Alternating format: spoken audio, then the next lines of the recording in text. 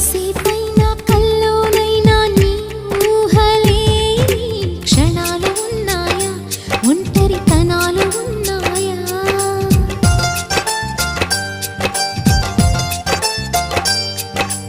ఏం చేస్తున్నా ఎటు చూస్తున్నా ఈ రూపులోనే ప్రతిదీ చూస్తున్నా నిన్నే ప్రపంచమంటున్నా.